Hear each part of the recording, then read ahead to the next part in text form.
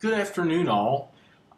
Today, actually tomorrow, Monday, we'll begin week number 5. And this is one of my favorite weeks because this is where the rubber meets the road. This is where we begin to put together all of our maps, especially the surface, 850, 700, and 500 millibars to forecast the weather. So when you go to the February 10th through 16th tab, you'll notice that we've got 4 videos here. And in this video, the intro video to this week will be the 5th video, which I'll put up here at the top. So you should be viewing this video first, and then you'll view each of these subsequent videos that will help you with lab number 4. So this, let me just go ahead and open it. One thing I should point out for lab number 4, you're going to need to print it out to complete it because you're actually going to be doing map analysis on this particular lab. So let me go ahead and just click on this. And lab number 4. And I will go ahead and make this a little bit bigger. But you'll notice that this particular first page is a 500 millibar chart. See right there, 500 millibars. And we talked about, in previous videos, we talked about how to use the 500 millibar surface, which is roughly about 3.3 miles above us, to move surface features such as low pressures, high pressures, cold fronts, warm fronts, those types of features that we move. So with this first page, read the directions here, but what I want you to do is I want you to look at this map or this chart and tell me what you see on it. In other words, what does this solid brown line represent?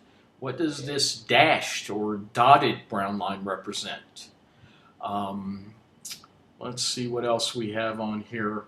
What are these LOWs and HIGHs? What does that mean? So I want you to be able to identify a few features on this map. I want you to show me that you know what is on this particular map. What is this little barb that I have here?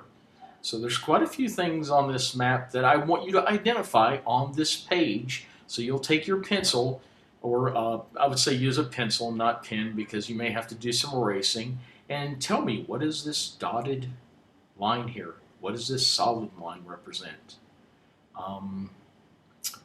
And so on. So I want you to be able to demonstrate to me that you know how to interpret a 500 millibar chart. Keep in mind, we've already seen videos on this, and you'll actually be looking at videos here. So you've got your resources there. And then in part 2, this is a surface map, okay, the weather that occurs at the surface. I want you to tell me what this LOW is. What is this blue line down here? This red line with these semicircles. What do these solid brown lines represent? Notice they have values there. Let's see what else. Tell me what this feature is. What does this green blob represent? I'm trying to think what else. What are these little, I don't know what to call it without giving it away, but what is this that you see down here and here and here? So again, I want you to look at everything on this surface map and tell me what everything is on this particular surface map. So again, you'll write it down. I'll give you a hint here. I'll give you one of the answers. This HIGH is the center of high pressure. So you take an arrow, draw out to the side, and put center of high pressure. So identify all of these features here. Then when you get to the third page, now what's interesting, in part 3, the third page, we're going to take the first 2 maps, this 500 millibar chart and this surface map, and we're going to put some features, we're going to put these features on there. And I've given you some directions here. Please make sure you follow the directions very carefully, okay? So on this blank map here, Draw both the 500 millibar isohyps pattern and wind barbs from part 1, that first page.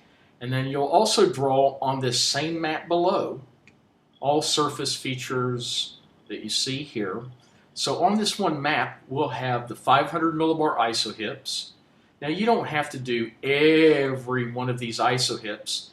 I would say probably do roughly 10 of the isohyps. So I'd probably start up here along the Canadian border and just pick out 10 of those to draw on this particular map. And then you're going to take the surface features here, and you'll also draw on here. So why are we doing this? Why am I taking the 500 millibar chart features and features from the surface chart and putting them on this chart? Well, the reason is, in part number 4, you're going to be moving these surface features on this particular map for, let's see, I've got 24 hours. So if we go back to that surface map, and I said this was the center of high pressure, that center of high pressure is right here, and I should have drawn it right here. So the high pressure will be here. Now I have to figure out how far it will move in 24 hours. And we've already seen several videos about how to use the 500 millibar surface to move surface features such as high pressures, low pressures, fronts. So here's the formula for figuring out how far to move those surface features. Okay, right there. Distance traveled, wind speed in miles per hour, times the time, which will be 24 hours, times 0.5. Now for the wind speed, keep in mind from the videos, we're using the wind speed at 500 millibars. So if I see this center of high pressure on the surface map, and it's roughly here on the 500 millibar surface, the nearest wind speed is 20 knots. And I can tell that because I can see 2 wind barbs there. So if the surface high pressure is right here, the nearest wind speed is 20 knots. So you have to show your calculations for each of the surface features. Okay, so I want you to move this high pressure system. I want you to move this low pressure system with cold front and warm front. So the low pressure system is down here in the Gulf of Mexico. So I go back up here to roughly where the low pressure center would be, and I can use the wind speed here, which is roughly 45, and the wind speed here, 30, because notice I don't have any wind speeds out over the Gulf of Mexico being reported. So I have to estimate the wind speed across that area.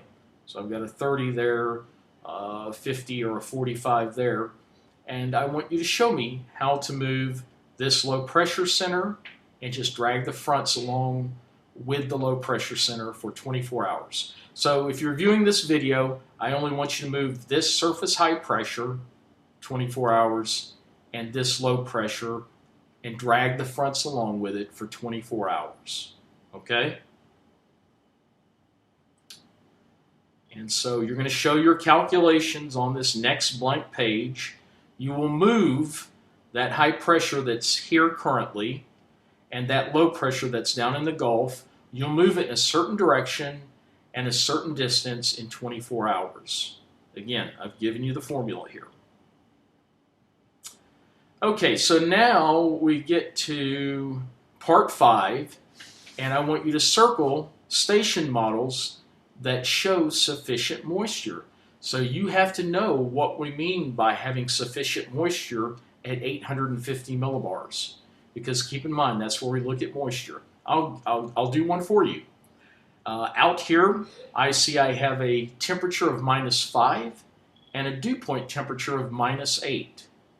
So remember, we said sufficient moisture is taking the difference between the temperature and the dew point temperature, which we define as dew point depression.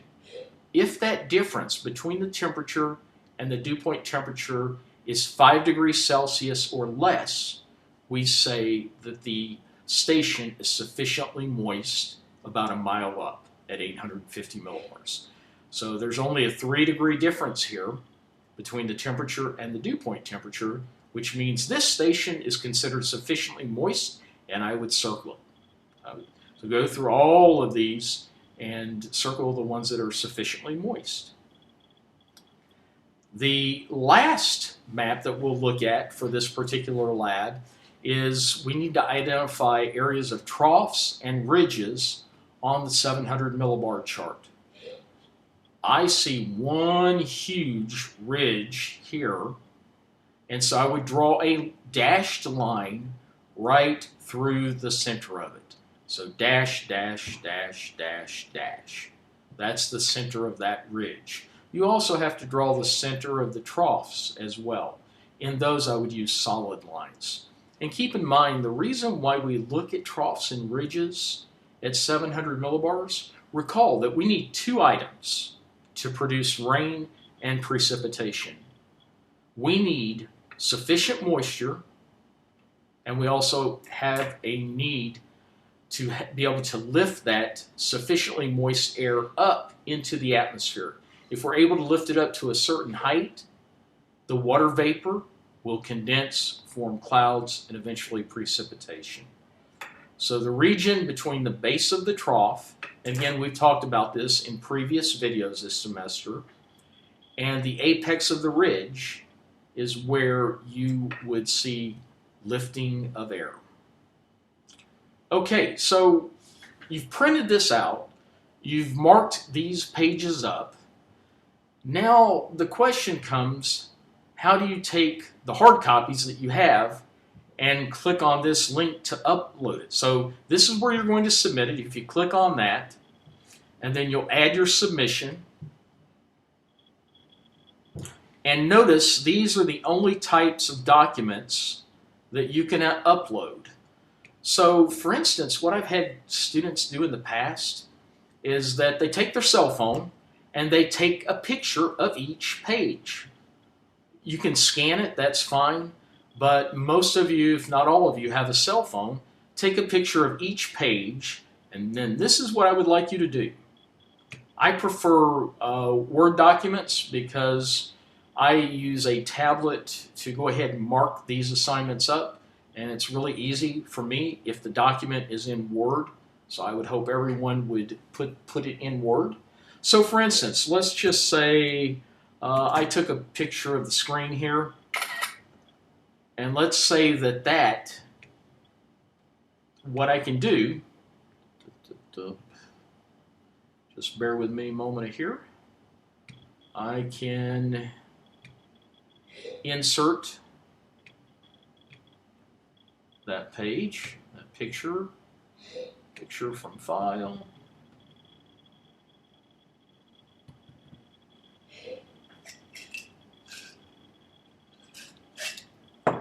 and here I have the screenshot. It's on the desktop, and so it is there. Okay, so what you can do is just take the pictures of each page and put them in a Word document. Please make sure to put them in the right order, okay? And then you save it, save your Word document, and then you would go ahead and upload it to here. All right. Hey, this is the big week. This is the week where we put all the maps together. Keep in mind, if we know how to move low pressure systems in cold fronts and warm fronts, that tells us a lot about wind direction, wind speed, right? Whether we're going to have precipitation. So let's just, for a moment here, and I'm not going to take up much more of your time. I try to keep these videos somewhat short, but let's just say I go to the Weather Channel here. By the way, if you get a chance to read this article here, this is a crazy article. Very strong jet stream up over the North Atlantic. Very rare that we see that. All right, let's see. I'm going to classic weather maps here. And so you see right now we have a low pressure right over Iowa. Which way is that low pressure going to move? Is it going to move this way to the northeast? Is it going to move to the east? Or is it going to move to the southeast? Well, we will use 500 millibar charts. So if I go back, and I'm giving you a little bit of extra stuff here today. If I go back, let's see, to my maps under the information and resources, and I've got maps to use for your forecasting, looking for a 500 millibar map. Here we go. This 500 millibar chart helps us to move surface features. So that low pressure center that's directly over Iowa at the, if we look at it over the 500 millibars, that low pressure center is going to move directly to the east, actually a little bit to the northeast and then to the east. Because as we saw from the training videos, that the surface features such as low pressure will move parallel to these isohips, these lines of equal heights at 500 millibars. So I go here and I would go, wow, this thing's going to move like this and then eventually over to the east. How fast will it move? Again, I look at the wind speeds at 500 millibars. I've got a 50 here at Davenport, a 50 knot here at Omaha. That's easy. It's moving at 50 knots at 500. However, surface features move at roughly half the speed. That's why we multiply that times 0.5. So this low pressure center will move roughly 25 miles per hour over the next 24 hours. That would be, let's see, 25 times 10 is 250, 500, 600 miles. So it should move to about right here in the next 24 hours. So that's what you're going to be doing, but you're going to be using canned data that I've provided in the lab. But I just thought I'd show you this real world experience. Okay, one last thing. Keep making forecasts. Now, when you complete lab number 4, you'll be able to really put some thought and some expertise into your forecasting. Whereas before this week, you're just guessing, okay? Or maybe you went and looked at the weather for Des Moines, what they were forecasting. But now, we're getting quite a bit of our tools for our tool belt. So think about it. If this low moves here over the next 24 hours, winds around low pressure are counterclockwise. So the winds will probably be out of some northerly component. High pressure here. Winds are clockwise, so some northeasterly component I can predict for wind speed for tomorrow. So, okay, I'm going to shut up. I've talked long enough. One last thing, I keep saying that. I've had a couple of students stop by office hours on Friday. Again, you're not required to, but I've had, like I said, I've had a couple of students stop by and they've had some great questions. They've stopped by. We've talked for about 10 or 15 minutes. I've answered their questions, and so, Lord willing, next Friday I'll have another office hour from 7 to 8. Feel free to drop by if you have any questions. Take care.